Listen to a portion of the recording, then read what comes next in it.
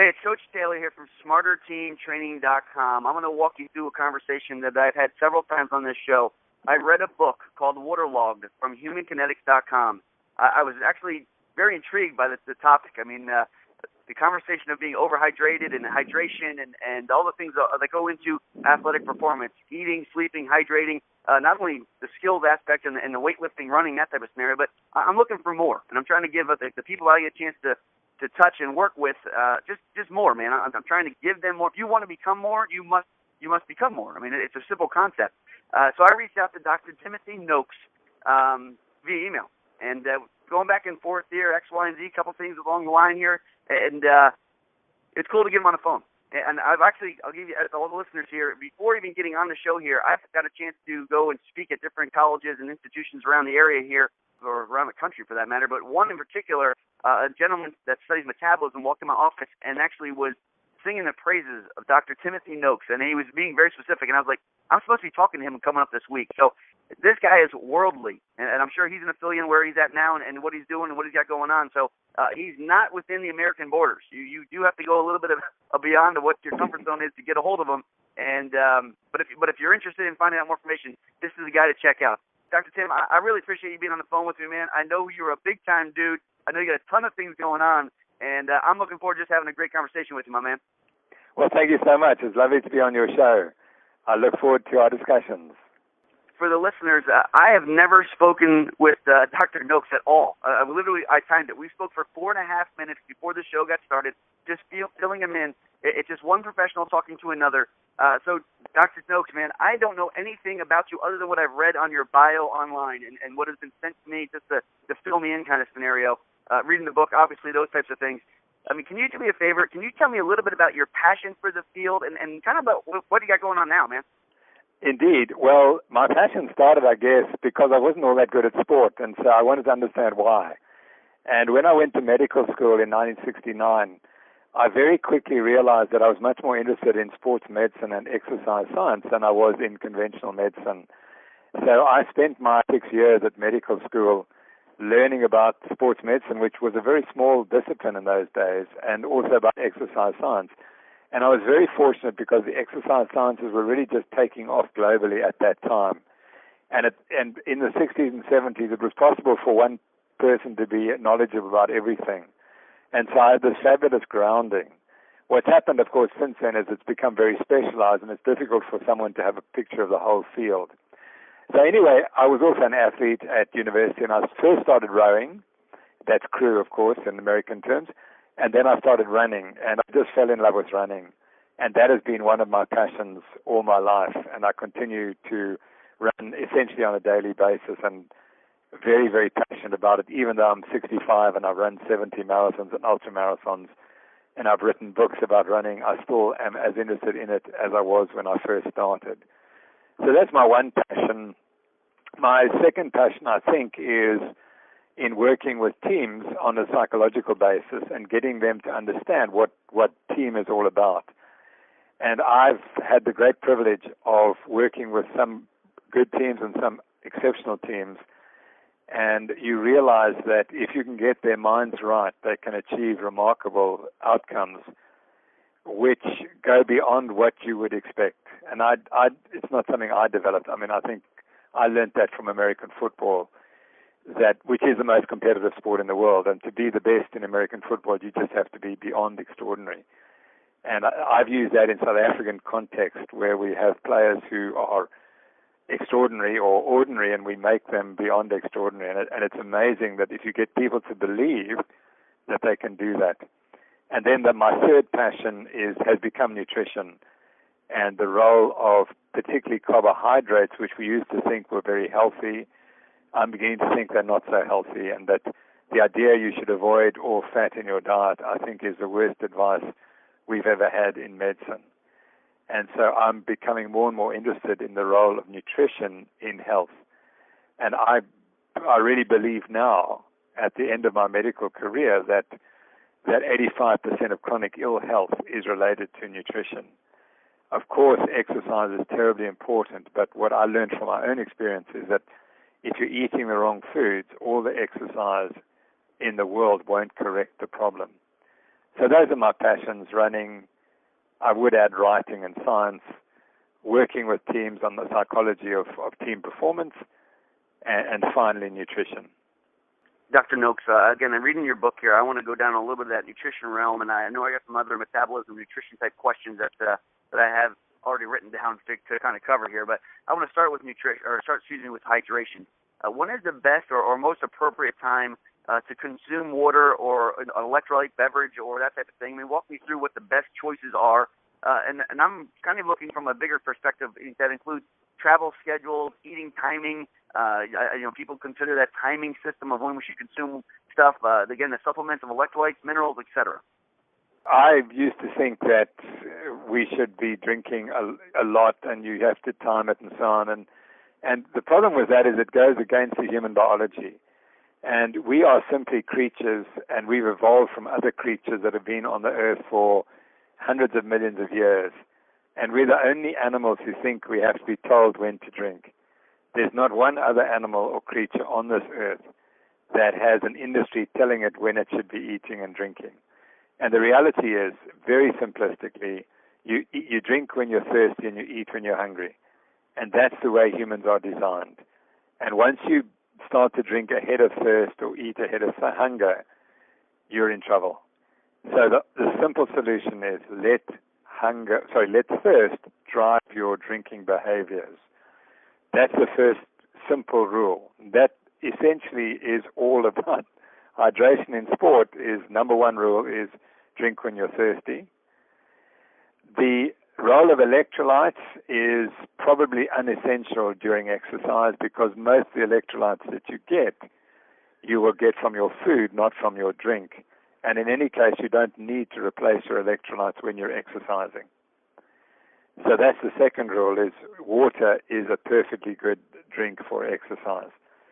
Now, the only people who need to take carbohydrates or sugars during races are those who are eating high carbohydrate diets. So if you're a carbohydrate-adapted athlete and you do lots of carbo loading and you use goos and you want to use goos during exercise, the answer is you have to use them. On the other hand, if you're a person who eats a lot of fat and not much carbohydrate, it looks pretty much for most of us that just taking water during exercise is enough.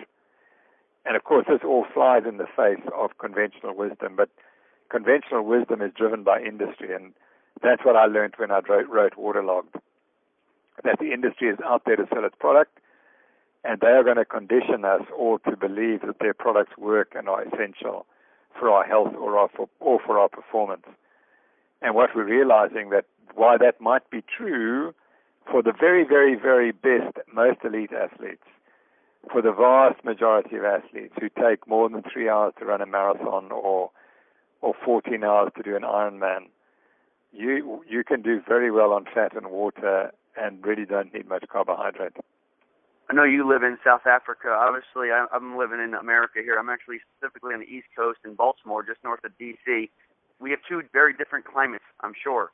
And I'm also very interested in elevation. If we travel out to Colorado and play or compete, there's obviously an elevation change, too. So the climate and elevation, how does that impact the necessary needs for hydration, temperature, humidity, wind, elevation, potentially even sun exposure? When we go down to Florida or California to play, yeah, I think that's important, and obviously at altitude you'll go slower, and in a sense that's the brain is telling you to go slower, or else you're going to kill yourself.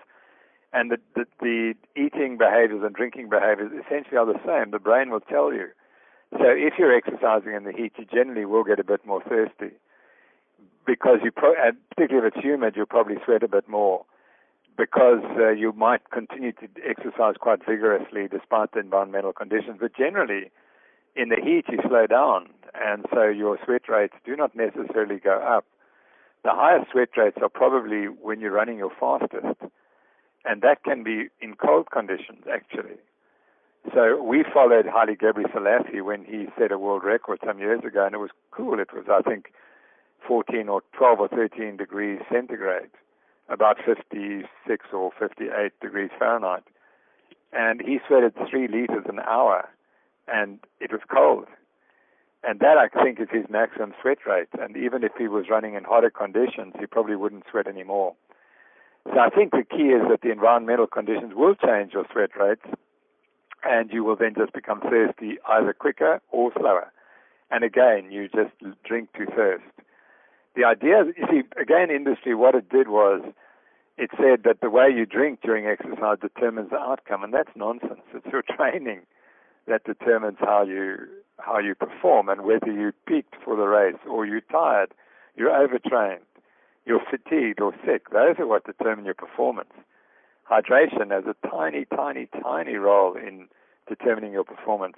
But as I've indicated, industry got us to believe that if we did badly in a race, it's because we were dehydrated. And that is complete nonsense. I want to talk about the sports or activities that we choose to play. Specifically, let's talk about some that are even weight class kind of oriented. If we want to use wrestling as an example, even MMA, boxing, that type of thing, versus a sport that doesn't have a weight class. So there's some type of weight cutting, and that generally leads to some type of water loss type scenario for a weigh-in, and then you go compete. And I want to talk a little bit about the concept of cramping even. Are there sports and activities that lend themselves to being over or underhydrated, including ultramarathoning, et cetera? And then how does the muscle respond? I mean, if you are dehydrated, quote unquote, are you more likely to cramp or to underperform, as you implied? Yeah, let's look at that first question about dehydrating before exercise. Particularly people who really do it are the jockeys, certainly in this country, and we've been starting to deal with them. And I mean, they can lose 3 or 4 kilograms in an hour or two before a race. And I can't see that that's healthy at all. Of course, their physical demands are much less than if you're wrestling. But it can't be good for your health to do that all the time. So it's unfortunate we have these weight categories and that some people are forced to lose weight in that way. And my point would be that it's not healthy. I don't think it's particularly dangerous acutely. I don't think that you can become dehydrated and die as a result. But I think there are long-term consequences to it. Your second question about cramping is really important because the best predictor of cramping is the duration of the activity. So it typically happens in people who train, let's say, 20 miles. Their long run is 20 miles, and then they run a marathon. So, and we have shown very clearly in Cape Town that it's the athletes who push themselves a bit harder than perhaps they're able to do who are more likely to cramp. And then there's a whole question of muscle injury, whether you start a race with a mild muscle injury, that you develop cramps. And I would begin to even think that it's not so much what's happening about the electrolytes in the cells that's important as the strain you're putting on the fascia, which links all muscles together.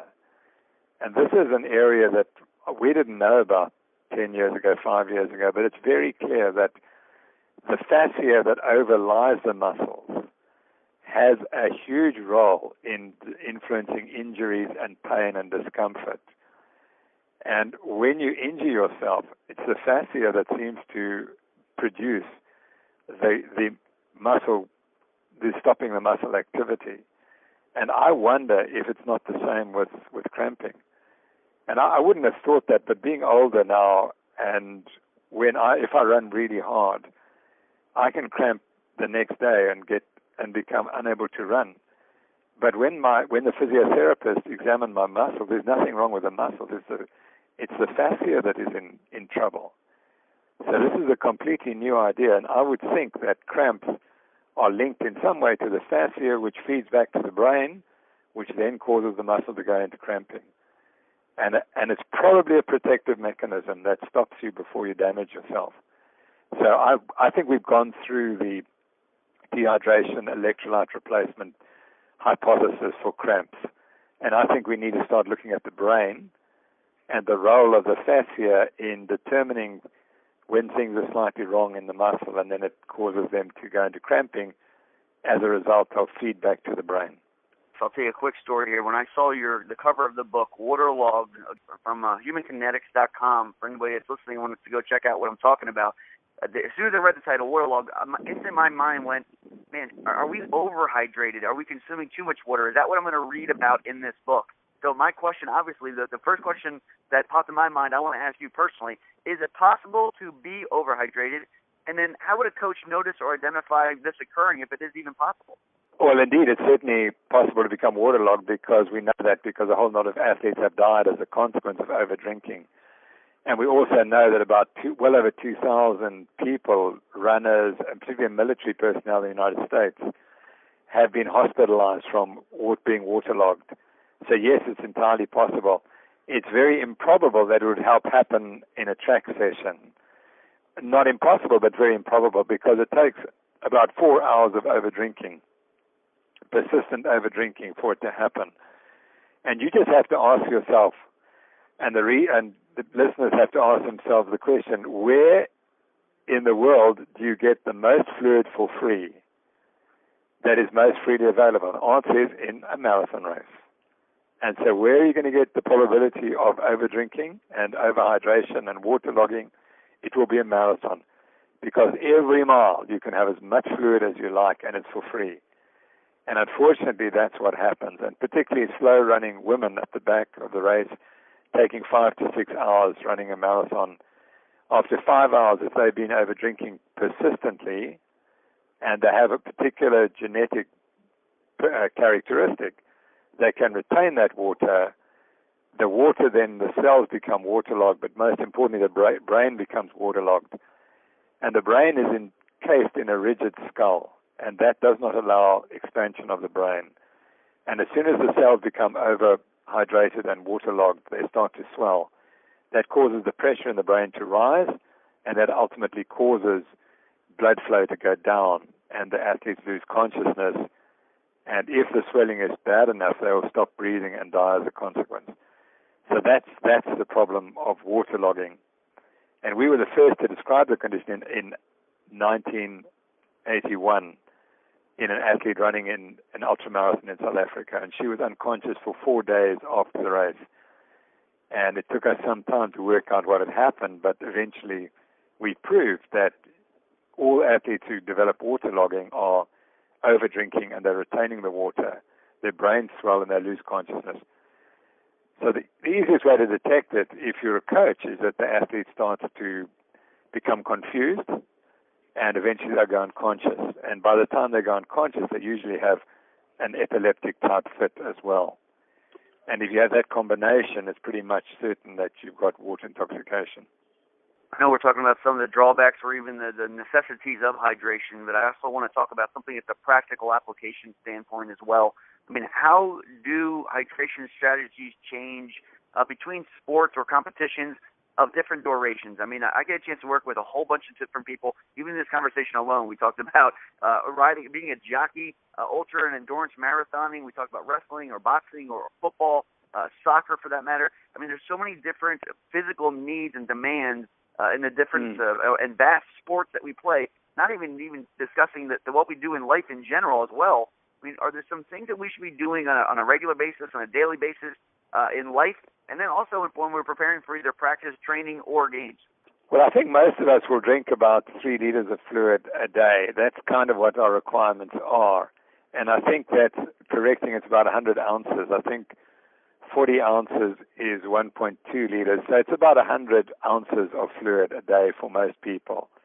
And generally, our thirst will always tell us to drink that amount.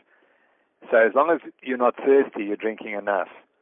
And I think most of us overdrink because that's the nature of our society. Unless you're working every day in the desert, then you will underdrink. And the other thing that causes underdrinking is if you don't eat properly, because we correct our fluid balance at night with our final meal. So that's when our body weight and our body water content is ideal, is after our evening meal. So drinking fluid with meals is very, very important. And again, conversely, you have to eat to make sure you are in perfect fluid balance. So those are the keys, and as long as you understand that, the other point to learn is that humans probably carry about 2 liters of extra fluid. So that would be, let's say, about 80 ounces of fluid in our bodies, which we don't really need to replace. So if you go and run for an hour, you might lose 2 liters of fluid, and you don't really need to replace it because it's the excess fluid that the body doesn't need, and then you will replace that in drinking afterwards. So you really have to to do quite a lot of exercise to warrant fluid ingestion. And unfortunately, what industry did was it said that if you go into the gym and you sweat one drop of sweat, you better drink or you're going to die of dehydration. And that's completely wrong. Humans are incredibly resistant to dehydration. And we measure rates of 10 or 12% weight loss. In other words, 10 to 12% dehydration levels in people winning, particularly the Ironman. And that just shows that to be a great athlete, you have to cope with dehydration. And we argue that that's the way humans were designed. We were designed to run in the heat, to capture antelope. And that's how we evolved our big brains and our big bodies. And that, therefore, what we've done, unfortunately, more recently, is we've become very sedentary, overfilled with food and drink. And we don't realize that actually we are designed for incredible physical activity with relatively little fluid and fuel replacement. If you talk about nutrition, especially in America here, the first thing probably that's going to come up is the word electrolyte, as you applied in the beginning of this conversation. I think they go hand in hand, and a lot of times I think, again, as you implied with the media, people believe that electrolytes can only be found in that hydration replacement type scenario. Can you walk me through the importance of electrolytes? Should specific electrolytes be considered for specific sports and activities? And then what are some ways to get electrolytes into the body above and beyond just through the consumption of a fluid? The answer is that we get our electrolytes mainly from what we eat. Vegetables, meat, all of the foods that we eat are packed with the electrolytes that we need. And so as long as you're eating properly and you have a decent calorie consumption, you'll be getting all the electrolytes you need. So the key electrolytes probably for exercise are potassium, sodium, and magnesium. And sodium is in such excess in our diet. We're already taking in 5, 6, 7, 8 grams a day, when even the most elite athletes, if they salt adapted, in other words, that they're adapted to low salt diet, they really only need 1.5, 2 grams a day. So if we check the urine of athletes, we find that there's an enormous amount of salt there. And that is the salt we're trying to get rid of, not we're trying to conserve it. We're just trying to get rid of all that salt. And so there's no need to add additional salt. And many experiments show that if we give an athlete, let's say, 2 grams of salt during a marathon, all we find is that 2 grams has to appear in his urine because he doesn't need it. He's already trying to get rid of the salt excess he drank the day before. And so there's no need for that. Potassium is present inside the cells. It's not really present in the bloodstream very much. And you gain, so you lose very little in sweat. And so that doesn't need replacement. And the same with magnesium. There's no real evidence that for magnesium deficiency in athletes. And I think that we have to realize that we wouldn't be around if we weren't a highly successful species.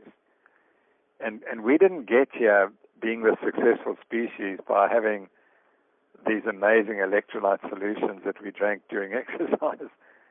We got here because the body knows how to cope with a low intakes of all those nutrients, because it's learned over millions of years perhaps how to conserve when we have too little of those electrolytes in our diet, and how to get rid of them when there's too much in the diet. I want to talk about the rare cases where we might have a diseased athlete, and I don't mean that from a negative connotation, but somebody that we have to work around, whether it's a blood disease or a kidney disease or the like for that matter, but they can still be athletic and participate in sports, etc. But from a hydration standpoint, do you suggest a different approach to their hydration protocols? I mean, what are some people maybe I should be looking to add to my staff or to reach out to my network to communicate with to make sure that we're really adequately taking care of the hydration of somebody who has a potential sickle cell or again, a kidney failure or those types of things? Well, I think you're right there. If a person is being treated for kidney failure, they will be on a restricted fluid intake. And so they'd have to be careful about how much fluid they took in. On the other hand, if they're doing vigorous exercise and sweating a lot, they're still going to have to take in a little bit more fluid, and it may be very difficult. That's a great question. I've never thought about that. Can an athlete in renal failure and is not producing enough urine become a competitive athlete? I would think not, because the demands on the body would be too great. And they wouldn't be able to stay in fluid balance, or it would be very difficult for them to stay in fluid balance. So that's an interesting question. So the point would be that if they have a medical condition, they will already be restricted in some way, and they must continue to follow that advice when they're exercising. The danger is that they don't follow the right advice and get into trouble. So, I mean, if you had renal failure and you drank to excess during exercise because someone had told you you might become dehydrated, then obviously that wouldn't be the right advice. Well, Dr. Noakes, man, I appreciate you taking some time out of your day here. I know you got a ton of things going on. My final question here, again, just get an opportunity to talk to you. If somebody had the opportunity to come to your class or listen to you speak, or obviously you're writing books and making a big-time impact on a lot of people in a lot of different media formats, I mean, what's one big motivational message you have for them to pursue their dreams? I think the answer is very simple, and I didn't know this 10 years ago, but when you work with teams, you realize that the outcome, they have to believe in the outcome even before they go onto the field. That's the key, and it's the same in life. You have to believe absolutely in the outcome before you start anything. And the outcome you project is what it will be. So if you want to be successful, you must have a successful outcome. And you must never quit, and you must never doubt yourself. You have to just keep believing in it.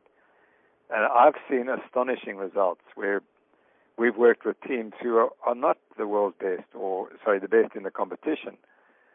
And they've been successful in won competitions and performed beyond expectation simply because we told them that you have to believe in the outcome. And I've got so many great examples of that.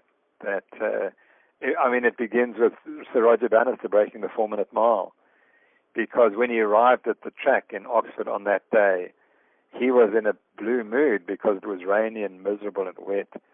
And his coach called him aside and said, listen, you can run a 3:56 mile. And under these conditions, you can run a 3:59 mile. You're still going to break the 4-minute mile. If you don't do it, you're going to regret it for the rest of your life, because you probably won't get another chance. Someone will break the 4-minute mile before you do. And that eventually he decided, okay, let's go for it. But without that coach and that advice and the belief in him, which he didn't have in himself at the time, it wouldn't have happened. So I think that what we all need, each of us need, we need someone who believes in us more than we believe in ourselves. And that person drives us to a different level. And once you've achieved that different level once, you realize that you can expand your brain in the future. And you can expand it to include other big achievements. And you just keep building on them. And then eventually you realize that most people restrict themselves because they don't have a big goal. They accept a smaller goal when, in fact, they have the potential to go further. Well, again, Dr. Noakes, man, I appreciate you taking some time out of your day. I know you're a very busy guy, board meetings and everything else that you got going on there. I'm very appreciative of the time you spent with me here. I'm looking forward to obviously keeping in touch and connecting with several other questions. If anybody wanted to find out more information about anything we discussed on the show here, find out about the book, even potentially reach out to you if they're in South Africa or if you're here in the States, I mean, how could they go about reaching out to you and finding out more information about what you have going on? At the moment, I don't have a personal website, but we're working on it. And the book that has really made a huge impact in South Africa is called The Real Meal Revolution. And you could go to that website, or you could go to my foundation called the Noakes Foundation. And that would give you some insights into what we do. And you could leave messages on either of those sites, and they will definitely get to me. Well, again, Dr. Noakes, I appreciate you taking some time out of your day. I know you're a big-time class act guy. Your reputation definitely precedes you. And I will also say to the listeners here, I've reached out to Dr. Tim Noakes through Megan Lofthouse several times, and they were very quick to get back. They're very good about communicating. They're definitely big-time people in this field, and I would suggest that you connect with them and find out more information about what you got going on. I suggest you read the book. I mean, I'm not trying to advocate anything or try to endorse anything, but it led to the book Waterlogged led me to ask some questions, and not necessarily looking for answers all the time, but just responses that lead to better questions. And again, Dr. Tim, man, it's a great privilege to have you on the show here. I appreciate your contribution to the project. And again, this is hopefully a launching pad for us to do many, many things down the road here, and I look forward to keeping in touch, my man. Thank you so much. It's been a privilege to speak to you today, and thank you, and best wishes to all your listeners.